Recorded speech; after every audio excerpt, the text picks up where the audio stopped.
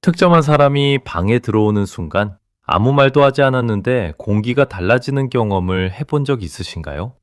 아무도 그 사람이 온다고 말해주지 않았는데 문이 열리는 소리만으로 심장이 한 박자 빨라지는 그 순간, 손끝이 미세하게 차가워지고 목소리 톤이 반톤쯤 올라가며 하던 말이 갑자기 정리가 안 되는 그 감각.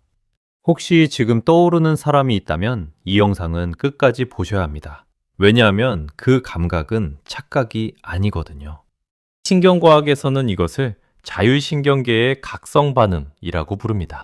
쉽게 말해 뇌가 특정 대상을 감정적으로 중요한 존재로 분류했을 때 자동으로 발동되는 신체 반응입니다. 호감을 느끼는 대상이 시야에 들어오면 교감신경이 활성화되면서 동공이 확장되고 심박수가 변하며 피부 전도도까지 달라집니다. 이건 본인이 좋아한다고 자각하기도 전에 일어나는 반응이에요. 의지로 조절할 수 있는 영역이 아닙니다. 아무리 무표정을 유지하려고 해도, 아무리 태연한 척해도 몸은 이미 반응을 끝낸 뒤입니다. 이걸 뒷받침하는 아주 흥미로운 실험이 있습니다. 예이대학교의 클라라 콜롬바토와 브라이언 숄 연구팀이 진행한 동공 실험인데요. 이 연구에 따르면 사람은 동공이 확장된 얼굴에 무의식적으로 더 주의를 기울이는 것으로 나타났습니다. 쉽게 말해 상대가 나를 보면서 동공이 커져 있으면 나도 모르는 사이에 그 사람에게 시선이 더 오래 머무른다는 거죠. 그런데 더 놀라운 건 이 실험에 참가한 60명 중 단 2명만이 상대방 눈의 변화를 의식적으로 인지했다는 점입니다. 그중 한 명은 눈 색깔이 달랐다고 말했고, 다른 한 명은 어떤 사람이 더 강렬해 보였다고 표현했을 뿐이에요. 동공이 커졌다는 걸 정확히 인식한 사람은 단 한 명도 없었습니다. 이게 무엇을 의미하느냐면 호감에 의한 동공 확장은 보내는 쪽도 받는 쪽도 의식하지 못하지만 뇌는 이미 그 신호를 포착하고 반응하고 있다는 뜻입니다. 우리가 그 사람 앞에만 서면 왠지 모르게 신경 쓰인다고 느끼는 이유가 바로 여기에 있는 거죠. 더 흥미로운 점이 있습니다. 이 에너지 변화는 양방향으로 작동합니다. 한 사람의 각성 반응이 상대에게도 전이된다는 겁니다. 호감이 있는 두 사람이 같은 공간에 있으면 서로의 자율신경계가 동시에 반응하면서 두 사람 사이의 공기 자체가 달라집니다. 주변 사람들이 아무 근거 없이 쟤네들 뭔가 있는 거 아니야? 라고 느끼는 건 실제로 두 사람 사이에서 발생하는 이 보이지 않는 에너지의 변화를 무의식적으로 감지하고 있기 때문입니다. 그런데 정작 당사자들만 모르는 경우가 대부분이에요. 본인의 심장이 빨라지고 있다는 걸 자각하지 못하고 상대의 동공이 커지고 있다는 것도 인식하지 못합니다. 둘 다 나만 이러는 건가? 라고 생각하면서 아무 일도 없는 척 하고 있는 거죠. 이 영상에서는 이렇게 서로 호감이 있으면서도 숨기고 있는 두 사람 사이에서 무의식이 보내는 결정적인 심리학적 신호들을 하나씩 분석해 드리겠습니다. 그리고 단순히 신호를 아는 것에서 끝나는 게 아니라 그 신호를 발견한 뒤 실제로 관계를 진전시켜 연인이 되는 구체적인 방법까지 알려드릴 겁니다. 끝까지 보시면 지금 떠오르는 그 사람과의 관계가 확실히 달라질 수 있습니다. 그러면 무의식이 보내는 첫 번째 신호부터 이야기해 보겠습니다. 호감을 숨기고 있는 사람의 뇌가 상대방의 아주 사소한 것에까지 집착하기 시작하는 현상인데요. 이건 본인도 자각하지 못하는 경우가 대부분이라 더 무섭습니다. 호감을 숨기고 있는 사람에게는 아주 독특한 패턴이 하나 있습니다. 상대방의 사소한 변화에 비정상적으로 민감해진다는 겁니다. 머리카락을 1cm 잘랐는데 그걸 알아차리고, 평소 안 하던 귀걸이를 했는데 그걸 기억하고, 목소리 톤이 살짝 가라앉은 걸 감지해서 오늘 무슨 일 있어요? 라고 물어보는 사람. 보통의 관계에서는 이런 미세한 변화까지 포착하기 어렵습니다. 매일 보는 가족도 못 알아차리는 변화를 왜 그 사람은 귀신같이 잡아내는 걸까요? 이건 관찰력의 문제가 아닙니다. 뇌 구조의 문제입니다. 신경과학에서 말하는 선택적 주의라는 개념이 있는데요. 인간의 뇌는 하루에도 수만 가지 정보를 받아들이지만 그중 실제로 처리하는 정보는 극히 일부에 불과합니다. 뇌가 자체적으로 이건 중요하다, 이건 아니다를 판단해서 필터링하는 거죠. 그런데 호감이 있는 대상에 대해서는 이 필터 자체가 바뀌어 버립니다. 전전두엽과 편도체가 동시에 활성화되면서 그 사람에 대한 정보의 처리 우선순위가 급격히 올라갑니다. 다른 사람의 머리카락 1cm 변화는 필터에 걸려서 무시되지만 호감 대상의 1cm는 최우선 정보로 분류되어 즉시 의식 위로 올라오는 겁니다. 쉽게 말해 뇌가 그 사람에 대한 정보만 골라서 확대 수집하는 모드에 돌입한 상태예요. 본인은 그냥 눈에 띄길래 라고 생각하지만 사실 뇌가 24시간 상대방 전용 레이더를 가동하고 있었던 거죠. 이 현상은 대화 패턴에서도 고스란히 드러납니다. 심리학 연구들을 분석해보면 호감이 있는 상대에게는 두 가지 특이한 대화 패턴이 나타납니다. 첫째, 답변의 길이가 달라집니다. 같은 질문을 해도 관심 없는 사람에게는 응, 괜찮아로 끝나는 반면 호감이 있는 사람에게는 응, 괜찮은데 어제 좀 늦게 잤거든? 넷플릭스에서 뭐 보다가 시간 가는 줄 몰랐어. 처럼 묻지도 않은 정보까지 자발적으로 흘립니다. 둘째, 질문이 돌아옵니다. 단순히 대답만 하는 게 아니라 그쪽은요? 어제 뭐 했어요? 라는 역질문이 자연스럽게 따라붙죠. 이건 의식적으로 이 사람한테 잘 보여야지 라고 계산해서 하는 행동이 아닙니다. 뇌가 자동으로 이 사람과의 대화를 더 연장하라, 이 사람과의 연결을 강화하라는 명령을 내리고 있는 겁니다. 본인은 자기가 왜 갑자기 수다스러워졌는지조차 모릅니다. 재미있는 건 이 무의식적 스캐닝 기능은 상대가 없는 상황에서도 작동한다는 점입니다. SNS에서 상대의 게시물을 올라오자마자 확인하거나 단체 채팅방에서 그 사람의 메시지만 유독 눈에 들어오거나 누군가가 그 사람 이야기를 꺼내면 하던 일을 멈추고 귀를 기울이게 되는 현상. 이 모든 것이 뇌의 선택적 주의가 특정 대상에게 고정된 결과입니다. 본인은 관심 없는데 그냥 우연히 봤을 뿐이라고 부정하겠지만 같은 타이밍에 다른 사람의 게시물은 스크롤해서 넘겼다는 사실은 설명하지 못하죠. 반대 입장에서 생각해보면 더 명확해집니다. 누군가가 나의 아주 작은 변화를 반복적으로 기억하고 언급한다면 그건 그 사람의 뇌가 나를 최우선 정보 대상으로 분류해 놓았다는 뜻입니다. 단순한 친절이나 좋은 성격으로는 설명되지 않는 수준의 디테일을 잡아내고 있다면 그건 무의식이 보내는 호감의 첫 번째 증거입니다. 그런데 여기서 의문이 하나 생깁니다. 이렇게까지 상대에게 집중하면서 왜 정작 다가가지는 못하는 걸까요? 호감이 강할수록 오히려 행동이 위축되고 말을 걸고 싶은데 아무 말도 못하는 이 모순적인 심리. 사실 이 현상 뒤에는 뇌 안에서 벌어지는 치열한 전쟁이 숨어 있습니다. 호감이 강할수록 오히려 행동이 위축되는 현상.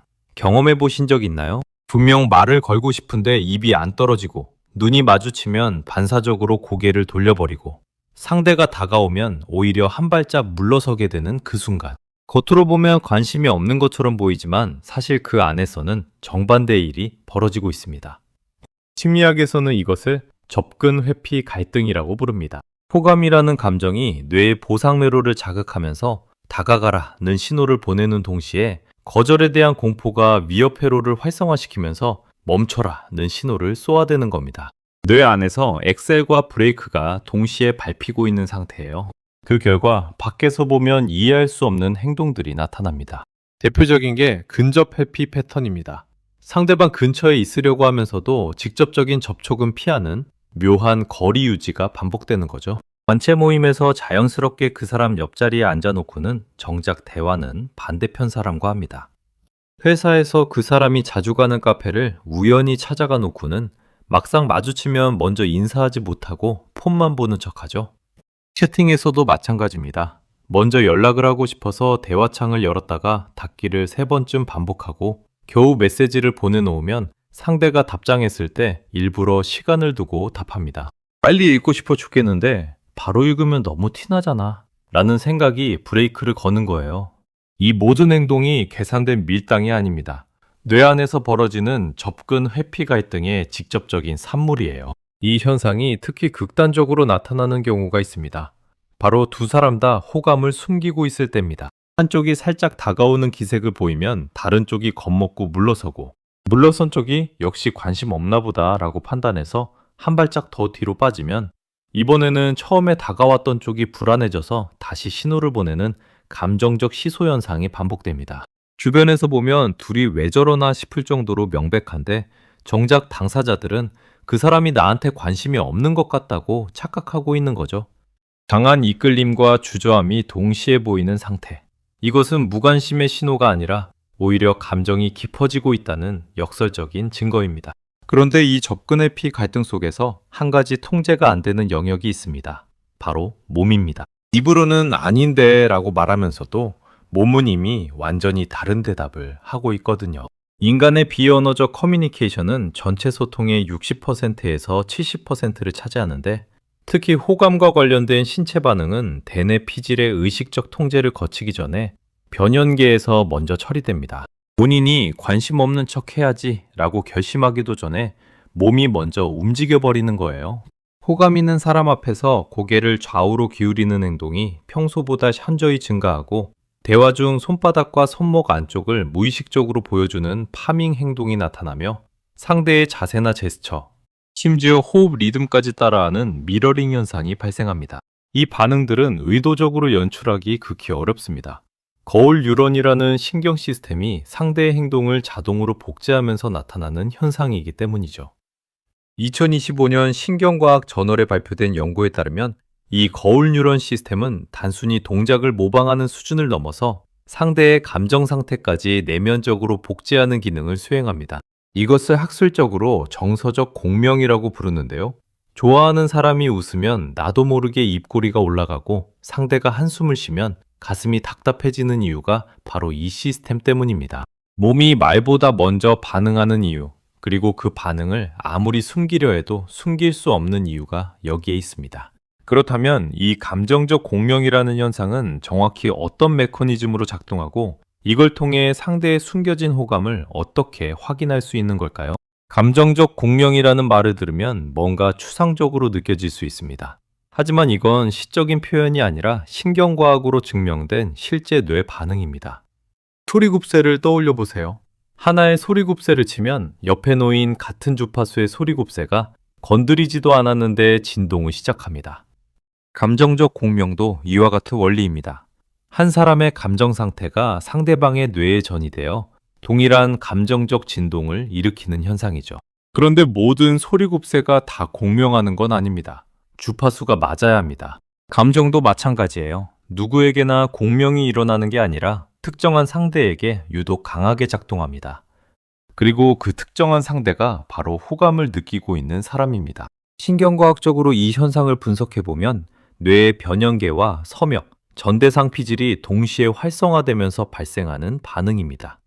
거울 뉴런 시스템이 상대의 표정, 음성 톤, 미세한 제스처를 실시간으로 읽어내고 이 정보를 자신의 내부 감정 상태로 변환하는 과정에서 일어나는 거죠. 쉽게 말해 상대의 감정을 머리로 이해하는 게 아니라 몸으로 직접 느끼는 겁니다. 별로 친하지 않은 동료가 힘들어하면 안 됐네 한마디로 넘어가지만 호감이 있는 사람이 평소와 다르게 조용하면 온종일 신경이 쓰이고 이유를 알아내고 싶어 안달이 납니다. 그 사람의 감정이 내 감정처럼 느껴지기 때문이에요. 이 차이가 바로 감정적 공명의 강도 차이이고 호감의 깊이를 측정하는 가장 정확한 척도입니다. 그렇다면 이걸 어떻게 활용해서 상대의 숨겨진 호감을 확인할 수 있을까요? 심리학 연구들을 종합하면 세 가지 결정적인 확인 방법이 있습니다. 첫째, 동시성을 관찰하세요. 내가 웃을 때 상대가 얼마나 빨리 따라 웃는지를 보는 겁니다. 의식적으로 짓는 사회적 미소는 보통 0.5초 정도의 딜레이가 있습니다. 상대가 웃었으니 나도 웃어야지 라고 뇌가 판단하는 시간이 필요하기 때문이죠. 하지만 감정적 공명에 의한 미소는 다릅니다.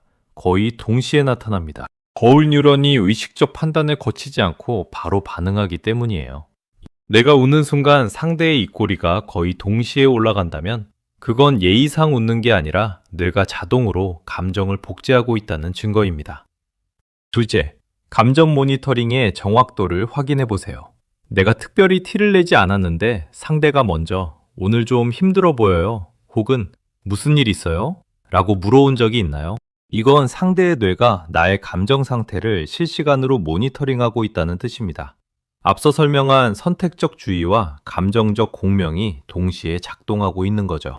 나의 미세한 표정 변화, 목소리 톤의 차이, 메시지 답장 속도의 변화까지 상대의 뇌가 전부 감지하고 분석하고 있기 때문에 가능한 일입니다.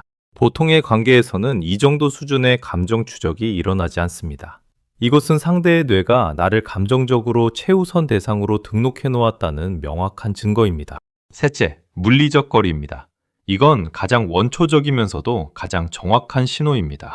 심리학에서는 인간의 개인 공간을 4단계로 분류하는데 그중 45cm 이내는 친밀한 거리로 분류됩니다. 연인이나 가족처럼 극도로 가까운 관계에서만 허용되는 거리죠. 호감이 있는 사람과는 무의식적으로 이 친밀한 거리 안으로 들어가려는 경향이 나타납니다. 대화할 때 조금씩 몸을 기울이거나 뭔가를 건네주면서 손이 스치는 거리까지 다가가거나 옆에 나란히 걸으면서 어깨가 닿을 만큼 가까이 붙는 행동이 그것입니다. 여기서 핵심은 이겁니다. 내가 이 거리 안으로 들어갔을 때 상대가 뒤로 물러서지 않는다면 그건 아주 강력한 호감 신호입니다. 뇌가 나를 위협이 아닌 친밀한 존재로 분류하고 있다는 뜻이니까요. 동시성, 감정 모니터링, 물리적 거리, 이 3가지를 종합적으로 확인했을 때 신호가 일치한다면 상대가 호감을 숨기고 있을 가능성은 거의 확실하다고 봐도 됩니다. 그런데 많은 사람들이 바로 이 지점에서 멈춥니다. 신호를 감지하고도 그래서 이제 어떻게 해야 하지? 라는 질문 앞에서 다시 접근, 회피 갈등에 빠지는 거죠. 신호를 아는 것과 관계를 실제로 진전시키는 것은 완전히 다른 문제입니다. 신호를 알아차리는 것까지는 해냈습니다.